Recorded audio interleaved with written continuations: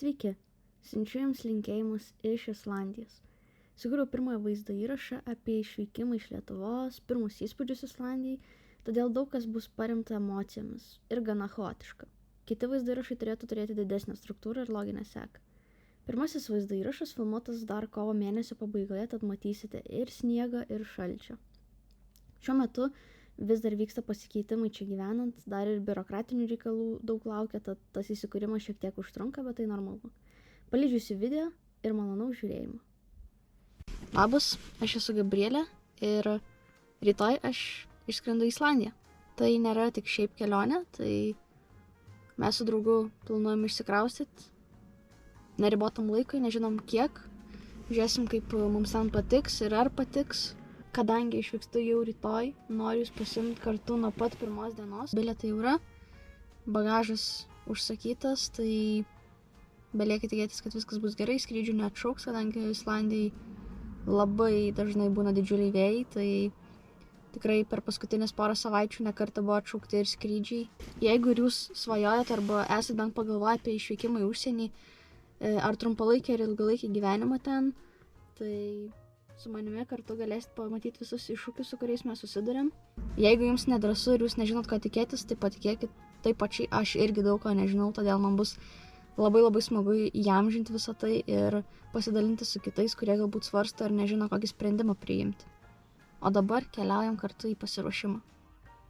Pasiruošimo išvykimui apima gilinimasis į užsienio valstybės įstatymus, taisyklės, dokumentų susipildymo tvarką, taip pat ir sveikatos draudimo klausimai, su kuriais išties buvo reikalų, kadangi kelionių draudimas negalioja deklaruojant išvykimą iš šalies, o Islandijoje valstybinis draudimas gaunamas tik po 6 mėnesių legalaus gyvenimo šalyje. Šiuo atveju vienintelis variantas liko privatus tarptautinis sveikatos draudimas. Islandijoje planuojant gyventi ilgiau nei 3 mėnesius nuo išvykimo reikalinga gauti kenitalą, tai kaip islandiškas asmens kodas suteikiantis galimybę pasirašyti sutartis, įsigyti nekilnojamą turtą, kilnojamą turtą ir tiesiog tapti pilnaverčių šalies gyventojų. Bet šis klausimas spręsis jau būnant Islandijoje ir turint galimybę fiziškai nuvykti į registrų centrą. Neskaitant teisinių reikalavimų, pasiruošimas žinoma apima ir daiktų bei dokumentų susidėjimas į lagaminus, atsisveikinimai su artimaisiais ir su augintiniais. Sveiki, sveikinuosi su jumis jau iš Islandijos. Čia esu jau 3 dieną, viso proceso iki dabar nefilmavau, kadangi užvakar atvykau labai vėlai vakare, o vakar vyko kambario pertvarkos darbai, perstumdymas ir panašiai, patalynės pirkimai, visi tokie niuansai. Bet šiandien galėsiu jums parodyti šiek tiek savo rutinos, kaip jinai atrodo, kaip prasideda rytas Islandijai.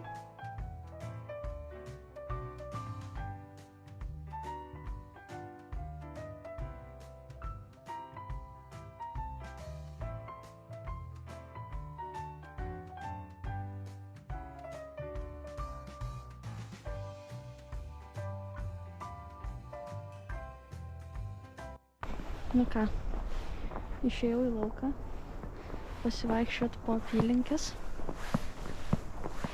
Tai iš tikrųjų visiška žiema čia. Kažkaip atrodo gan dar net ir sudėtinga buvo iš Lietuvos čia atvykti, nes jau Lietuvoje prasidėjo tikras pavasaris, ne tik kalendorinis. O čia sniegas, vėjas, šlapdriba. Ko iš tikrųjų gailiuosi, tai kad nepasiėmiau akinių nuo saulės, nes gan akina būtent nuo sniego. Jūs pasižiūrėkit, kaip čia gražu.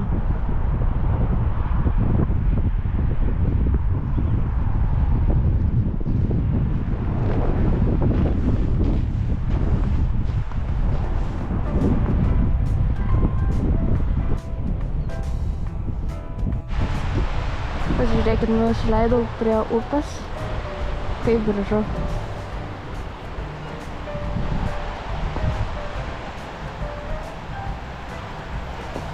Tai va, tai čia yra Selfosas, vienas iš tokių mažesnių Islandijos miestelių.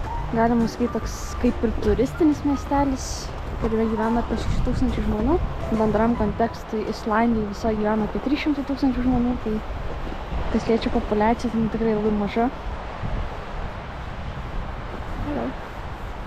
Labai malonūs žmonės iš tikrųjų.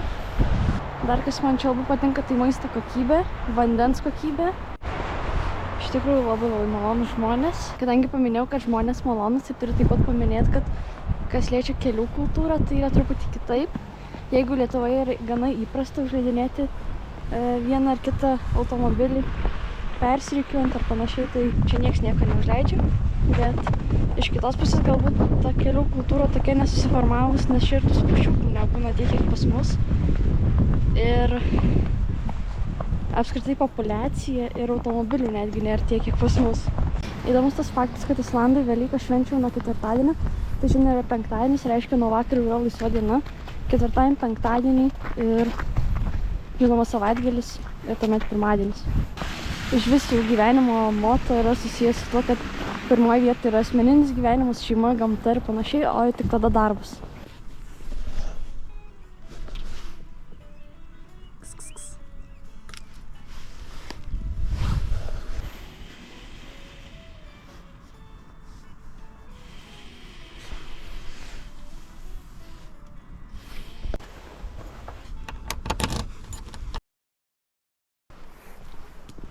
Ketvirta diena, einam pavalgyti dabar. Jau sniegas šiek tiek nutirpęs.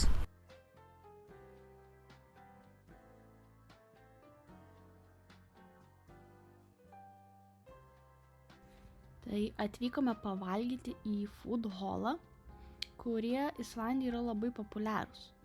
Jeigu nežinote, tai čia yra daugybė skirtingų virtuvių restoranų ir bendra salė su stalais. Todėl labai patogu, nes kompanija gali užsisakyti maistą iš skirtingų restoranų, bet valgyti kartu.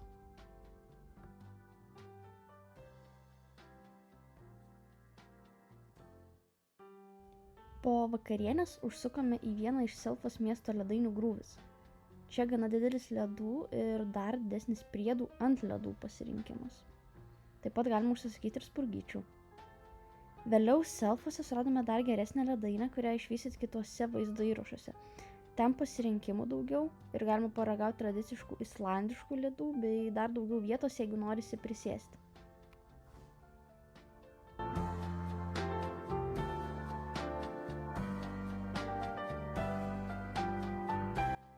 Labas jau iš kitos dienos, tai šiandien yra balandžio 13. Filmuoju iš tokio rakurso, nes daugiau nelabai iš tikrųjų turiu kur pasidėti kameros. Kadangi iki šiandien neturėjom nuosavo automobilio ir gyvenam bendruose namuose su kitais žmonėmis, tiesiog nebuvo galimybės nufilmuoti kažkokio įtraukiančio įdomaus turinio ir apskritai turinį filmuoti yra gana sudėtinga, kai aplink sukasi kiti žmonės. Todėl padarysiu šį video tokį iš nuotrupų per visas 5 savaitės, kas vyko, kaip sekėsi įsikurti ir taip toliau. Iš naujienų tai būtų tokios, kad vakar įsigėm jau asmeninį automobilį, bet viskas vyko taip greitai, taip spontaniškai, kad aš net nespėjau pasiimti kameros ir viską nufilmuoti. O šiandien vyksime apžiūrėti lofto. Jeigu viskas mums tiks ir tiks pardavėjai ir nieks neišsinuomos prieš mus, tai turėtumėm nuo birželio 1 dienos jau išeiti atskirai gyventi. Tai visiškai neplanuotai taip atsitiko, kad mes iš to namo išsikraustom. Tiek daug pokyčių per patį pirmą video. Tai mes jau kurį laiką ieškojom vietos, kur galėtumėm išsikraustyti gyventi atskirai, bet su ilgalaikė nuoma čia nėra taip paprasta. Pasiūla gana ribota, ypač ne aplink Reikjaviką ir ne pačiam Reikjavike, o kituose Islandijos miestuose.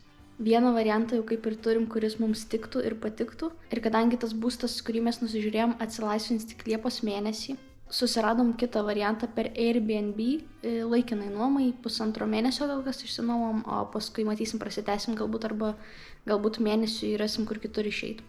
Nu ką, judėsim į parduotuvę. Daiktai pilnai pakrauti, visiškai pilnas automobilis. Nusipirkus produktų, patraukiau į mūsų naujai išsinuomotą būstą įsikurti. Ten turėsime miegamąjį ir vonios kambarį bei gyvensime apie 1,5 mėnesio.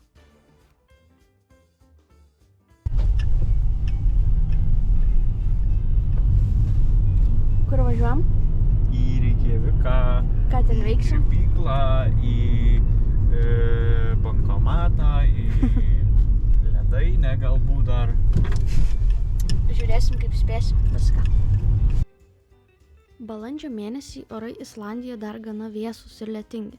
Nuo lapkričio iki gegužės čia būna labai vėjuota, o viskas sužaliuoja maždaug mėnesių vėliau nei Lietuvoje, bent jau šiemet. Nepaisant to, Islandijos kraštovaizdis tikrai išsiskiria iš kitų Europos šalių ir jokia kamera neperteiks to, ką pamatytų jūsų akis. Todėl linkiu kiekvienam bent kartą gyvenime čia atvykti. Atvykom į prekybcentrį, nusiėmėm pinigų. Tai kaip atrodo islandiškos kronos 500 ir 1000.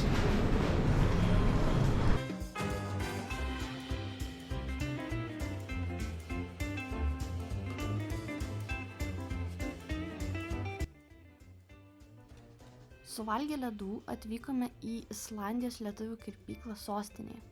Apie Reikjaviką taip pat daugiau vaizdų ir informacijos pateiksiu vėlesniuose video. Kirpykla atrodė išties labai gražiai, jaukiai ir profesionaliai, o darbuotojai taip pat labai malonūs ir pasižymintis atidumu.